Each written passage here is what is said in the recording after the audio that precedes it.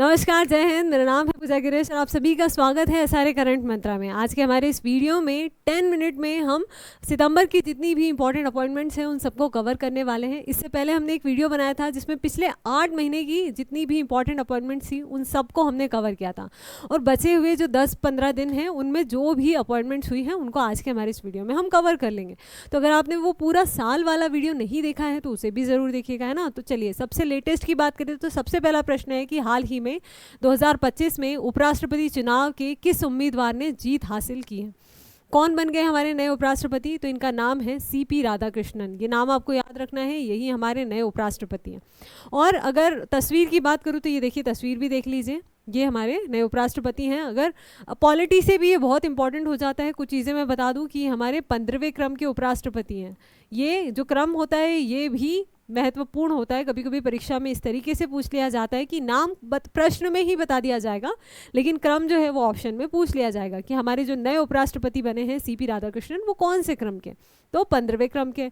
व्यक्तिगत क्रम अगर बात करें तो ये 17वें हैं, ये व्यक्तिगत क्रम है, लेकिन इम्पॉर्टेंट जो है वो 15वां है, 15वें क्रम के।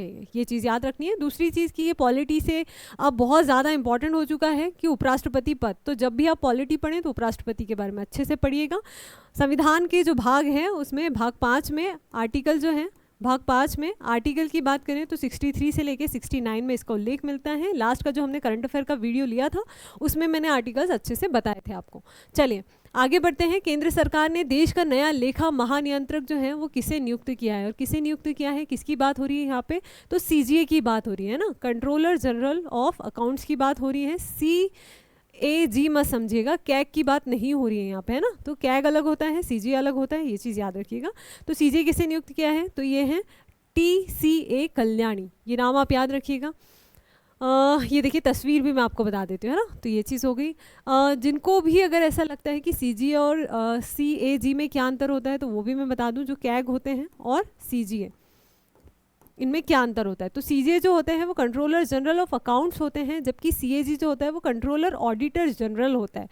ये इनका नाम होता है। और दूसरी चीज़ अगर मैं बताऊँ तो ये जो कैग होता है ये एक संवैधानिक पद होता है, संवैधानिक पद होता है, और इसका जो उल्लेख मिलता है वो आर्टिकल 148 से लेके 151 के बीच में मिलता है ना। तो इसमें जो कैग का उल्लेख मिलता है, और ये जो होता है ये संविधान के अंतर्गत नहीं आता है, मतलब संवैधानिक पद नहीं है इसका। जो ये जो है सरकार के द्वारा इनकी नियुक्ति की जाती है, और अकाउंट्स को ये पूरा मैनेज करते हैं सरकार, केंद्र सरकार के लिए। तो ये चीज़ याद रखनी है। जबकि कैग की बात करें तो ये हमारे लोक वित्त का संरक्षक होता है ना। लोक वित्त से संबंधित जो वित्तीय लेखे होते हैं उनकी जाँच करता है, ठीक। तो ये चीज़ आपको याद रखनी है, ये कैग और ये सीजी हो गया। तो अगर सीजी की बात करें तो कौन बन गई है? TCA कल्याणी। और अगर कैग की बात करें तो वर्तमान में कौन है? संजय मूर्ति जी, है ना। ये चीज़ भी आप याद रखिएगा। चलिए आगे बढ़ते हैं। अगला जो प्रश्न है वो ये है कि भारतीय खाद्य सुरक्षा एवं मानक प्राधिकरण के नए CEO 1 सितंबर 2025 को कौन बन गए हैं, और कौन बन गए हैं? तो इनका नाम है रजित पुन्हानी, ये नाम याद रखिएगा। फसाई की बात हो रही है ना। फसाई की स्थापना कब हुई थी? तो 2008 में हुई थी, 2008 में हुई थी। और इसका जो हेडक्वार्टर है वो कहाँ पे है? तो हेडक्वार्टर जो है वो न्यू दिल्ली में, है ना। तो ये चीज़ भी याद रखिएगा। कभी कभी क्या होता है कि जो आयोग वाला जो सेक्शन होता है उसमें पूछ लिया जाता है। चलिए अगला है खाद्य सुरक्षा के उद्देश्य से इसका गठन किया गया था, ये चीज़ भी याद रखिएगा ना। चलिए अगला है, ये तस्वीर भी आप इनकी देख सकते हैं, रजित पुन्हानी जी की। अगला है 2025 में मेटा इंडिया के प्रबंध निदेशक और प्रमुख के रूप में किससे नियुक्त किया गया है? तो किसे नियुक्त किया गया है? मेटा इंडिया की बात हो रही है यहाँ पे, है ना। ये देखिए मेटा जो है आपको पता है कि फेसबुक से संबंधित है मेटा, और मेटा इंडिया जो इंडिया में मैनेज करता है वो उनका प्रमुख की बात हो रही है, और ये भारतीय मूल के हैं इसलिए और ज़्यादा इंपॉर्टेंट हो जाते हैं। इनका नाम है अरुण श्रीनिवासन। तस्वीर भी मैं आपको बता देती हूँ, ये है अरुण श्रीनिवासन, ये भारतीय मूल के हैं। इन्होंने जो अपनी पढ़ाई है वो IIM कोलकाता से कंप्लीट की थी, और उसके बाद ये मेटा के हेड बने, हैं ना। तो भारतीय जो है, अब देखिए मेटा के कहीं बहुत सारे हेडक्वार्टर हैं, नोएडा में भी हैं, बेंगलोर में भी है। तो ये चीज़ आपको याद रखनी है। यहाँ के जो पूरे इंडिया के लेवल पे मेटा के जो हेड बन गए वो अरुण श्रीनिवासन बन गए। अगला है भारतीय नौसेना के 47वें उप प्रमुख के रूप में किसे नियुक्त किया गया है? 47वें, क्रम भी याद रखिएगा। 47वें उप प्रमुख कहाँ के? भारतीय नौसेना के। और कौन बन गए हैं? तो ये बन गए हैं संजय वात्स्यायन। ठीक, तो ये नाम याद रखिएगा, संजय वात्स्यायन जी, और इनकी तस्वीर भी मैं आपको बता देती हूँ। अब देखिए, जो नौसेना के उप प्रमुख की बात हो रही है, तो प्रमुख कौन है ना? हमारे नौसेना हो गए, उसके बाद हमारी थल सेना हो गए, वायुसेना हो गए, और जो हमारे CDS होते हैं, ठीक है, चीफ ऑफ डिफेंस स्टाफ, ये सब बहुत महत्वपूर्ण पद होते हैं। मेरे ख्याल से हर परीक्षा की तैयारी करने वाले विद्यार्थियों को ये नाम पता होने चाहिए। आज मैं चाहती हूँ कि आप मुझे कमेंट में ये चारों नाम बताएं, ठीक है? तो हमारे जो थल सेना के प्रमुख हैं, जल सेना के प्रमुख हैं, वायुसेना के प्रमुख हैं, है ना, और उसके बाद हमारे CDS, ये चारों पद जो होते हैं, इनके जो प्रमुख हैं, उनके नाम आप मुझे कमेंट में बताइए। अगर आपको नहीं आता है तो सर्च कीजिए, ताकि आपको हमेशा याद रहे लंबे समय तक, जब तक वो नए नियुक्त नहीं हो जाते हैं। तो ये चीज़ आप याद रखिएगा और मुझे कमेंट में ज़रूर बताइएगा सभी, है ना। तो ये जो है संजय वात्स्यायन जी, नाम याद रखिएगा। अगला है विक्रम साराभाई अंतरिक्ष केंद्र के नए निदेशक के रूप में किसे नियुक्त किया गया है, और इनका जो नाम है ना, विक्रम साराभाई अंतरिक्ष केंद्र, VSSC Vikram Sarabhai space centre की बात हो रही है यहाँ पे। और कौन है प्रमुख, तो ये हैं A राजराजन। ये नाम याद रखिएगा, अंतरिक्ष और प्रौद्योगिकी से संबंधित हैं। जब भी संस्था की बात आती है तो प्रमुख से भी प्रश्न आ जाते हैं। अगर करंट अफेयर से नहीं आते हैं तो विज्ञान और प्रौद्योगिकी वाले सेक्शन में आ जाते हैं। तो ये चीज़ याद रखिएगा, A राजराजन जी, और ये इनकी तस्वीर है। आगे बढ़ते हैं। निम्नलिखित में से किसे 2025 को भारतीय सेना के उप सेना प्रमुख का पदभार ग्रहण किया है?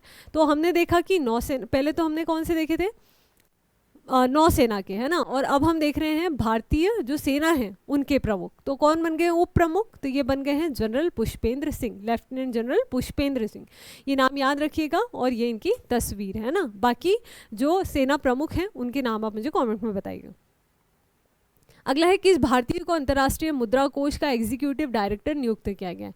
IMF की बात हो रही है, और IMF का प्रमुख, है ना, भारत से भारतीय की बात हो रही है तो और ज़्यादा महत्वपूर्ण हो जाता है, क्योंकि अंतर्राष्ट्रीय स्तर का संगठन है और वहाँ पे जाकर कोई भारतीय जो है वो प्रतिनिधित्व कर रहा है। और कौन है ये, तो ये है उर्जित पटेल। इनका नाम मेरे ख्याल से आपने सुना होगा, RBI के पूर्व गवर्नर भी रह चुके हैं उर्जित पटेल जी, और अब जाके IMF में भारत का प्रतिनिधित्व कर रहे हैं। तो ये क्या होता है कि हर कुछ वर्षों में जो एशिया की तरफ से एक जो प्रतिनिधित्व भेजा जाता है, और इस बार भारत की ओर से उर्जित पटेल जी को भेजा जा रहा है। क्या करते हैं ये, तो IMF जो इंटरनेशनल मॉनेटरी फंड होते हैं, वहाँ पे जो मौद्रिक नीतियाँ होती हैं उनमें जो है भारत का जो पक्ष रखते हैं। ठीक, तो ये चीज़ आपको याद रखनी है, नाम याद रखना है उर्जित पटेल, और ये आप इनकी तस्वीर भी देख सकते हैं। चलिए आगे बढ़ते हैं। हाल ही में अंतर्राष्ट्रीय ओलंपिक समिति के द्वारा किसे मानसिक स्वास्थ्य राजदूत के रूप में नियुक्त किया गया, और किसे किया गया है, तो ये किया गया अभिनव बिंद्रा जी को, है ना। ये चीज़ भी याद रखिएगा। अब ये ओलंपिक समिति के द्वारा इन्हें मानसिक स्वास्थ्य राजदूत के रूप में नियुक्त किया गया है। अभिनव बिंद्रा जी जो हैं, तस्वीर भी मैं आपको बता देती हूँ, ये देखिए अभिनव बिंद्रा जी, ये 2008 में, है ना, 2008 में इन्होंने बीजिंग ओलंपिक जो हुआ था चाइना में, वहाँ पे इन्होंने पहला गोल्ड मेडल जीता था। और किस में जीता था, तो शूटिंग में जीता था, इसलिए बहुत ही महत्वपूर्ण है ये। ठीक, चलिए आगे बढ़ते हैं। हाल ही में research and analysis wing raw का नया प्रमुख किसे नियुक्त किया गया, और किसे नियुक्त किया गया, तो इनका नाम है पराग जैन, है ना। ये चीज़ याद रखिएगा, पराग जैन है, ये इनकी तस्वीर भी आप देख सकते हैं। अब देखिए, ये जो होते हैं बहुत महत्वपूर्ण पद होता है, पूरे भारत की जो सुरक्षा की जिम्मेदारी इनके कंधों पर होती है। IB रॉ हो गया, बहुत सारे बच्चों का सपना होता है IB इंटेलिजेंस ब्यूरो में जाने का, अभी तो काफ़ी सारे पद भी निकले हैं। तो ये चीज़ हो गई है ना। इसी के साथ आज का ये जो भी अपॉइंटमेंट्स थी वो यहीं पे समाप्त होती है। उम्मीद करती हूँ आज का जो लेक्चर है आपके लिए काफ़ी हेल्पफुल रहा होगा। PDF के लिए आप हमारा टेलीग्राम ग्रुप भी ज्वाइन कर सकते हैं, यहाँ से स्कैन कर सकते हैं, या फिर चैनल पे आपको लिंक मिल जाएगी, तो उससे भी आप टेलीग्राम पे जा सकते हैं।